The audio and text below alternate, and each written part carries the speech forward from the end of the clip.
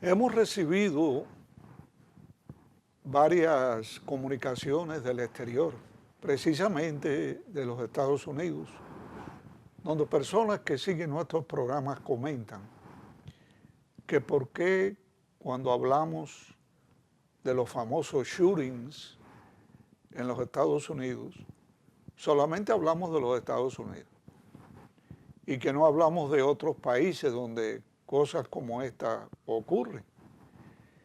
Y en uno de los mensajes que recibimos, la persona nos ponen, ¿por qué hablan de nosotros y no hablan de ustedes? Bueno, cuando dicen que hablan de ustedes, me imagino que esa persona está hablando sobre la República Dominicana. Bueno, nosotros hemos tenido la suerte hasta hoy, y así lo hemos comentado en todos nuestros programas, que no hemos sido víctimas nunca de un shooting o de un tiroteo, que es como se dice en español. Estos incidentes donde se persona en un colegio, casi siempre es un llanero solitario, casi siempre es una persona solitaria quien llega y se posesiona en cierto lugar y comienza a disparar y a matar a personas que cruzan cerca de ellos. Otras veces inclusive han entrado dentro del colegio y han comenzado a disparar matando, hiriendo y atemorizando a toda la población escolar. Regularmente ocurre en escuelas básicas, o sea, hasta el 12º curso. No sabemos por qué, pero también hay shootings indiscriminados que se han producido en tiendas, en paseos, en la playa, en distintos lugares. O sea que no siempre es con relación al colegio, a los colegios o a las escuelas públicas en los Estados Unidos, pero allí es cuando con más regularidad eso pasa. A esa persona que nos dice que hablemos de nosotros, que yo recuerde, hace unos años atrás, en la República Dominicana, hubo un incidente que gracias a Dios no se logró a perpetuar. Hubo un incidente donde uno de los alumnos del colegio planeaba hacerle daño al colegio. Lo que tenía en mente era realmente dinamitar el colegio, o hacerlo explotar, o poner bombas adentro, como lo quieras llamar. Gracias a Dios por la intervención muy acertada de un comunicador, no recuerdo ahora su nombre, que dio la voz de alarma, se puso atención en esta persona y fue detenido. No sabemos, no pudo llevar a finales su plan, un plan macabro, y ese hubiera sido el primer caso en la República Dominicana. ¿Qué quiere decir esto? Esto quiere decir que nosotros somos mejores que los norteamericanos, si es el caso de los colegios en los Estados Unidos. ¿Qué quiere decir? Que aquí estamos más atentos que allá. ¿Qué quiere decir? Que nosotros le ponemos más atención aquí a nuestros chicos que allá se le pone atención a los de ellos. Bueno, todo eso pudiera perfectamente encajar en por qué es la diferencia. Pero la principal diferencia no es ninguno de estos factores. La principal diferencia es que aquí, en la República Dominicana, se dificulta enormemente por los cuidados de los gobiernos y de las autoridades, se dificulta adquirir un arma. En los Estados Unidos usted llega a cualquier armería, claro, estos requisitos cambian. Puede ser que en el momento que esté hablando ya estos requisitos no estén vigentes y sean otros.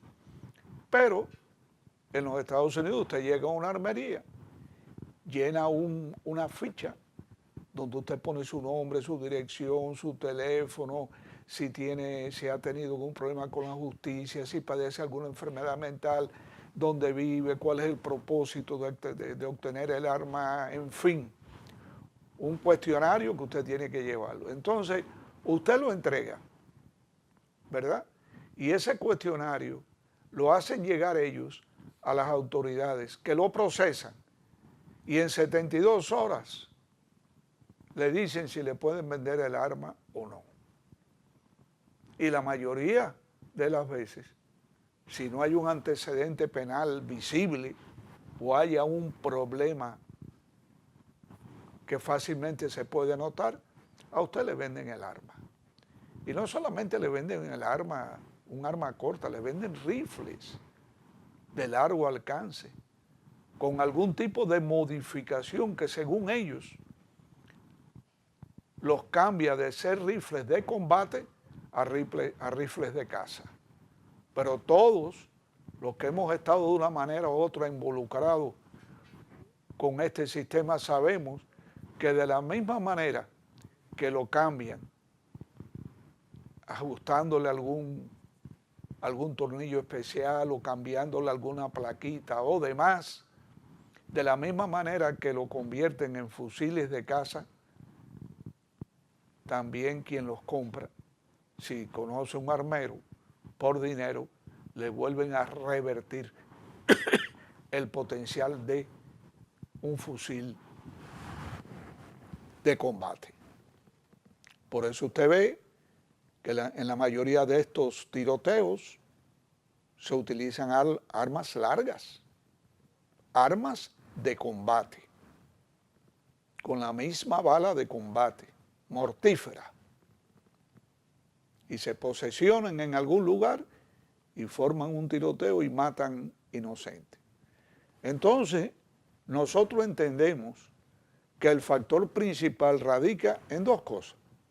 Primero, que el problema de vender armas en los Estados Unidos es un problema multibillonario, no multimillonario, billonario.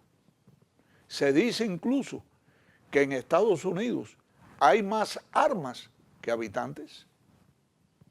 Yo sé que el que está viendo esto me va a decir, bueno, pero ¿cómo es posible? Bueno, pues esas son las estadísticas, que hay más armas en los Estados Unidos que habitantes. Esto quiere decir que la obtención de un arma allá es relativamente fácil. Y como a nadie le importa si tú luces raro o no luces raro, ¿tú entiendes? Y el que le da el cuestionario para que el aspirante a comprar el arma lo llene, no tiene ningún espacio donde pueda poner alguna observación que él vio en la persona. Y acá, o allá, en los Estados Unidos, no hay una entrevista previa como la hay aquí, Aquí el gobierno tiene asignado las personas que van a procesar bajo su responsabilidad, que eso es otra cosa. Aquí la autoridad que dé la firma para que una persona pueda portar un arma se está haciendo responsable de lo que pueda hacer esa persona con el arma, de manera que antes de usted firmar, usted se va a cerciorar por los medios que tenga la institución del orden de que se hayan cumplido todos los requisitos, entre ellos la entrevista personal, que es tan importante. En los Estados Unidos, dentro de algunos años lo van a hacer los robots. Ellos son los que van a hablar contigo. Y ellos son los que van a decir, sí, no, en esa voz magnetofónica que tienen. Esa es una de las razones. La otra razón, que es una consecuencia de la primera, es que es difícil aquí conseguir un arma. Porque porque tenemos aquí personas impulsivas, dinosaurios, que en un momento determinado bajo cualquier situación, sean capaces de sacar un arma y asesinar a inocentes personas. Claro que lo tenemos. Lo tenemos allá también. Aquí está más controlado, muchísimo más controlado. Y eso marca una gran diferencia. No sé cuándo en los Estados Unidos específicamente esto vaya a cambiar, pero por ahora no hay posibilidad alguna, porque es un negocio muy grande.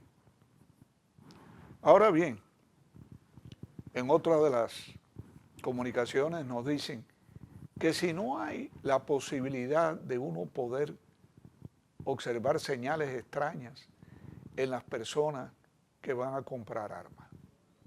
Bueno, claro que sí. Un vendedor atento, que tenga experiencia, puede sospechar de que la persona que quiere adquirir un arma se ve, ¿cómo diríamos? Diga, raro, se ve raro. Pero a usted lo que le interesa es vender, porque ese es su negocio, porque por eso usted está vendiendo, está pagando impuestos. Entonces, si él llenó el cuestionario y usted cumple con lo que dice la ley, le entrega el cuestionario a las personas, a las instituciones que lo van a procesar, usted está limpio de polvo y de paja. No tiene problema. Ahora, en cuanto a los tiroteos en las escuelas, hay casi siempre un común denominador. Y el común denominador es que son o fueron alumnos de ese u otro colegio.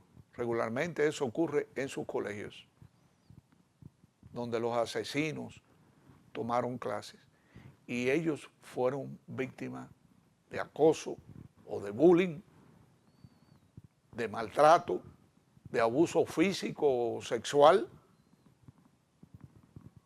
y sufrieron durante los años que permanecieron en esos colegios o escuelas, porque es en las escuelas públicas en su mayoría donde esto ocurre, aunque también en las privadas ocurre igualmente, y se van con ese resentimiento y con ese dolor. Llega el momento en que han sido traumatizados de tal manera que bloquean su mente, compran su arma y van y perpetúan el crimen. Por eso, y basado en los lugares donde se perpetúa esta situación, donde se realiza,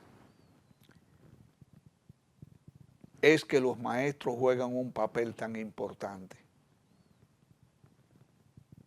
¿En qué puede un maestro evitar que ocurra uno de estos incidentes? Como hemos dicho siempre, los maestros son quienes conocen a tus hijos. Tú conoces las conductas de tus hijos en tu casa, quizás viéndolos jugar, pero el verdadero yo de tu hijo y de tu hija casi siempre sale a relucir en el aula de clase, con sus profesores, con sus compañeros, con las autoridades que trabajan en los colegios y en las escuelas. Y no se entrena a los profesores en las observaciones que puedan hacer y la comunicación o la señal de alarma que pueda en un momento determinado proveer a las autoridades de la escuela o del colegio para que le pongan atención a Carlito o a Carlita, que lo estamos viendo triste, que lo estamos viendo muy pensativo, que lo estamos viendo que no se reúne con sus compañeros como antes lo hacía, que se pasa todo el tiempo en el patio solo o sola, que han comenzado a bajar las calificaciones, los scores se han desplomado en un niño o una niña, un adolescente, que anteriormente tenía magníficas notas. En todas esas pequeñas observaciones que un profesor puede hacer y puede salvar vidas, incluyendo la vida de la misma persona que sufre, no se les entrena a los profesores, ni allá ni acá, en ningún lugar. Entonces, como dice el dominicano aquí, se le pone el guano después que cae la gotera, cuando debiera ser todo lo contrario, ponga el guano para que no caiga la gotera. Y lo hemos hablado muchísimas veces en las conferencias que tenemos, en los programas de televisión como este, donde nos entrevistan. Lo hemos dicho, hay que ponerle atención a la observación de los maestros, que el maestro debe tener una comunicación abierta como responsabilidad, no opcional, porque los maestros dicen, yo no me quiero meter en problemas. Si yo le digo a la directora o a la psicóloga del colegio que Carlita la veo rara, y cuando ellos llamen a los padres preguntan, ¿y cómo ustedes llegaron a la conclusión de que mi hija estaba rara? No, porque me lo dijo la profesora fulana. Ahí mismo la profesora fulana tiene problemas, porque los padres del niño o de la niña pueden quejarse y decirle que quién es ella para estar diciendo esto y ni lo otro. Por eso es que tiene que ser mandatorio, tiene que haber una ley que le exija a los profesores a observar, pero antes de exigirle hay que entrenar a los profesores en ese tipo de observación. Porque la mayoría de estos niños se deprimen o tienen un exceso de ansiedad. Usted lo ve caminando por el patio encogido de hombros, sin el flexionamiento de los brazos, serios, tristes, no comen su merienda, no compran nada en la cafetería del colegio, de la escuela. Sus profesores lo ven y se preguntan, ¿qué le pasará a Carlito o a Carlita? No, ese no es el camino. El camino es que si usted ve a un niño o una niña con algún tipo de problema, donde ha dejado de ser la persona que era antes, usted debe informar por escrito, no verbal. Y esa observación debe ir en el récord.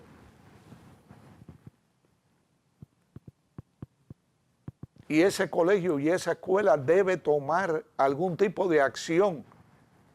Las acciones que puedan tomar dentro del contexto de la ley y de las obligaciones del colegio. Llamar al niño, llamar a la niña, conversar con ellos, ver qué pasa. Alertar a los profesores en general que trabajan con ellos. Y llamar a la familia. Y llamar a la familia.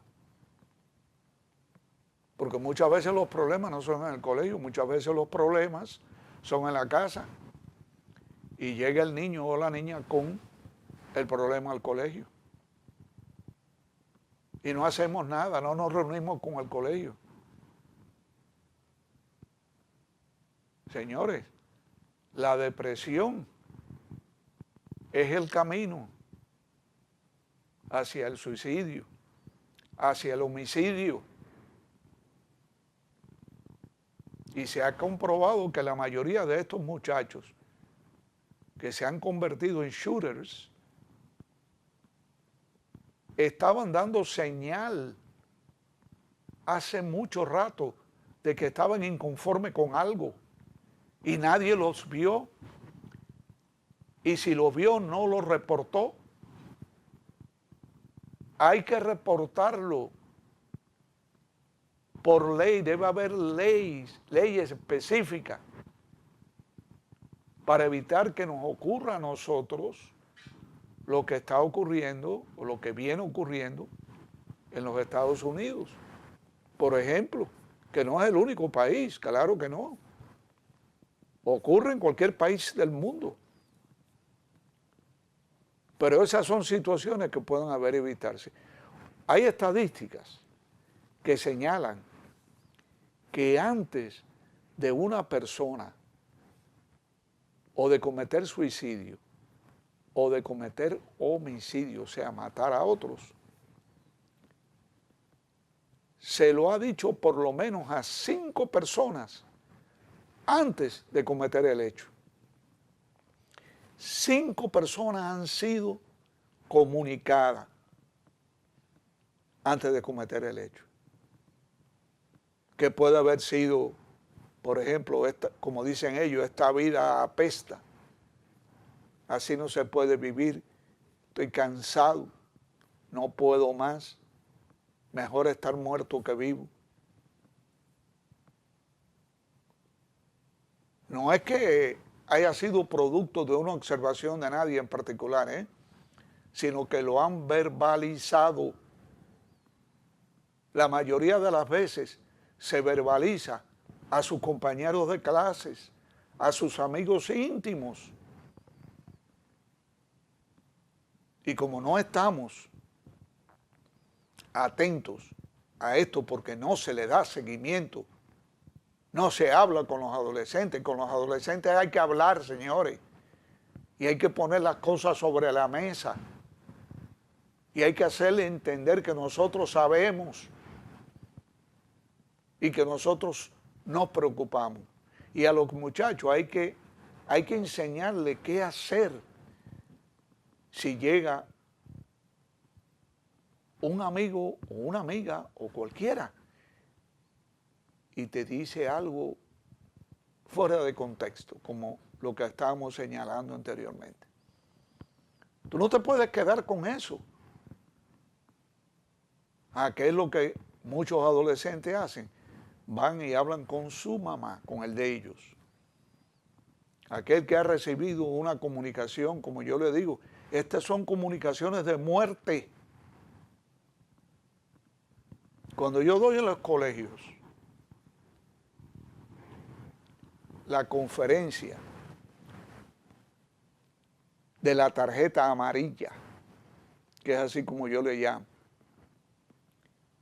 es toda una rutina, es una secuencia, es un modo de actuar. Y le decimos a los muchachos lo que tienen que hacer. Si alguien no solamente verbaliza, porque hay personas que no pueden verbalizar su dolor, hay personas que están pensando en quitarse la vida, pero le temen tanto a la muerte o al dolor antes de morir que no lo hacen, pero lo albergan y lo llevan en dentro. Y en un momento determinado lo que decides si vas a hacer una cosa o la otra es si pierdes el control. La mayoría de los adolescentes lo que hacen es que van a donde están sus padres, sobre todo su mamá, le dicen, mami, tú sabes que fulanita o fulanito me dijo tal cosa. Y hay una respuesta muy protectora, muy normal por parte de los padres. Mira, fulanita, yo te aconsejo que te alejes de esa niña o de ese niño, que no compartas más con él, porque parece que tiene algún problema, el pobre. Pero no hacen más nada. Y entonces la persona que ha comunicado una idea suicida o homicida por la necesidad de hablar con alguien para ese dolor que lleva adentro y que está buscando ayuda, se queda más solo o más sola, porque la persona a quien se lo comunicó se aleja. Los padres tienen que acudir al colegio, deben acudir al colegio y de una forma confidencial decírselo a la persona del colegio que está encargada de ese manejo. Y la persona que recibe esa información debe saber que es confidencial, tanto para los padres que lo comunicaron como para los hijos de esas personas que fueron los portadores de este sentimiento que alberga este niño o de esta niña. Eso, aunque usted no lo crea, no se hace en los Estados Unidos.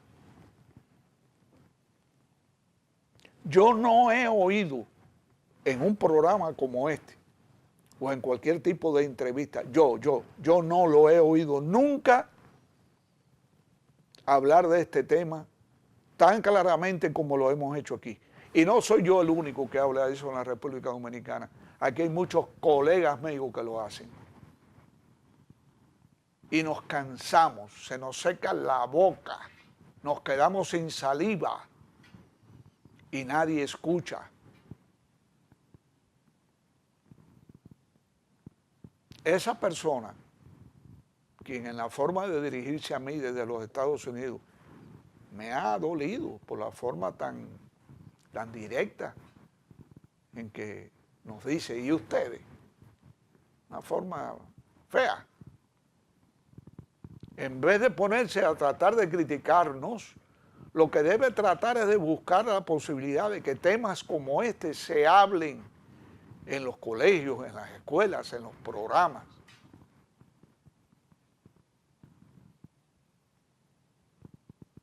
Porque es una realidad.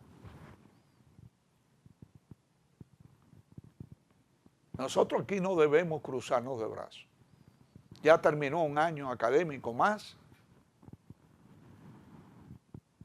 y que yo sepa, con esta profundidad, quizás haya ocurrido en algunos colegios, pero en la mayoría de los colegios y de las escuelas no ocurre. Tenemos a las escuelas abandonadas, las escuelas públicas. Porque no nos damos cuenta que esos niños de las escuelas públicas son también un trozo de la patria que va a estar aquí cuando nosotros no estemos y que debemos protegerlos. Esta conferencia, para aquellos que lo estén viendo fuera del país, lo sepan, estas conferencias que nosotros damos son gratuitas. Nosotros no cobramos por esto. Es una responsabilidad con la patria que nos acogió y donde crecimos, donde nacimos. Y debemos cumplir con ella y así lo hacemos. Ninguno de mis colegas se atreve a decir yo cobro 30,000 pesos por darte esta conferencia. No, nosotros aquí en la República Dominicana no lo hacemos. Es totalmente gratuita, pero hay tanto desconocimiento de la realidad que la principal queja de los directores de colegio cuando ofrecen una charla como esta a los padres y a los adolescentes, a sus alumnos, porque es bueno decir que la charla de la tarjeta amarilla tiene dos charlas. Una solo para los adolescentes y otra solo para los padres. Porque hay que enseñarle a los dos. Tú no haces nada hablando con un adolescente. Acuérdense que el adolescente cree que ellos lo saben todo. Así fuimos nosotros también. No es nada nuevo. Entonces es importante que los padres entiendan, como dicen los directores, que cuando ellos citan una charla como esta, la mayoría de los padres no va. Y para que vayan, saben lo que tienen que hacer los directores de colegio. Dar la charla el día que tengan que ir a buscar las notas. Y hay algunos colegios que van más allá. Dicen, no entregamos notas si usted no asistió. Porque lo que se está protegiendo es la vida de esos muchachos. El dolor de perder a un hijo o una hija. Porque el que muere en uno de estos tiroteos perdió, pero el que queda vivo también perdió. Y el dolor en el seno de la familia es eterno. Así que vamos a tratar por todos los medios de que, y vamos a seguir hablando de la charla de la tarjeta amarilla, voy a seguir hablando sobre ella, para que el director del colegio, el psicólogo, que oiga esto, digo, nosotros queremos en el próximo año académico, por favor, que ustedes vengan a nuestro centro y les hablen a los padres y le hablen a los muchachos. Es la única forma. Y no es hablar. Hay colegios, por ejemplo, usted sabe que aquí el periodo académico es de 11 meses aproximadamente. Y hay veces que en el 9º mes de clase nos llama a un colegio para que fuéramos a dar una charla de este tipo, o de cualquier otro, pero de este tipo es muy interesante. Y nosotros decimos, pero han pasado 9 meses. Ahora, en el 9º mes, ya nadie está pensando en estas cosas. Los profesores están cansados, los alumnos están cansados, aburridos, los padres igual. Estas charlas tienen que ser dadas al principio del año académico y darle un refuerzo a mitad de año, porque si no se nos olvida. Aquí hubo un colegio, me voy a reservar su nombre, donde yo di este tipo de charlas. Siempre yo hablo primero con los adolescentes y después con los padres. Esto lo he dicho en otros programas y tengo que repetirlo. ¿Por qué tengo que repetirlo? Por lo que sucedió en ese colegio. Y un colegio de padres pensantes y de hijos futuros dirigentes. Pues dimos la charla con los adolescentes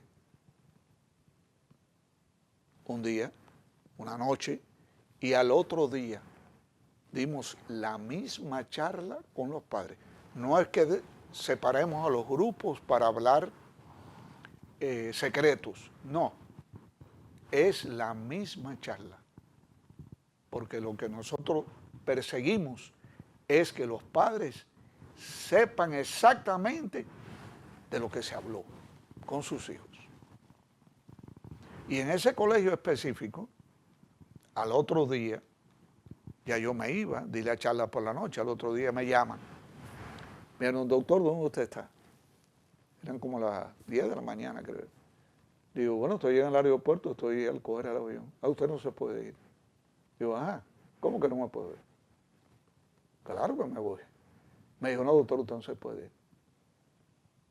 Nosotros tenemos una situación que tenemos que tratar con usted urgentemente. Le vamos a enviar el chofer para que lo traiga y nosotros nos encargamos de sus gastos. ¿Sabe lo que había ocurrido? Pues al otro día de la charla con los padres, creo que era un viernes, así que el lunes, sí, fue el lunes. El lunes, 7 adolescentes de ese colegio fueron a la dirección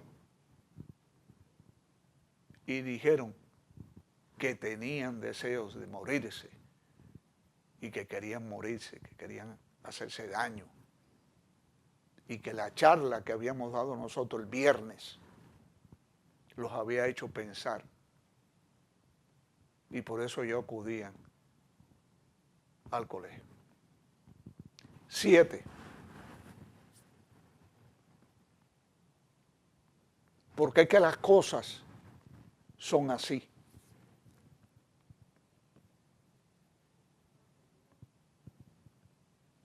Nosotros, esta es otra historia, nosotros en el Hospital Mount Sinai de Nueva York, en el día de la depresión, formulamos 4 preguntas en unos panfletos, ¿cómo es que se dice? Panfletos, en unos pequeños panfletos. y se lo entregamos a llenar, no a los enfermos que acudían al hospital, sino a las personas que acompañaban a los enfermos. ¿Y sabe qué? Ese mismo día tuvimos que hospitalizar a 4 de aquellos acompañantes porque tenían ideas suicidas, ideas homicidas.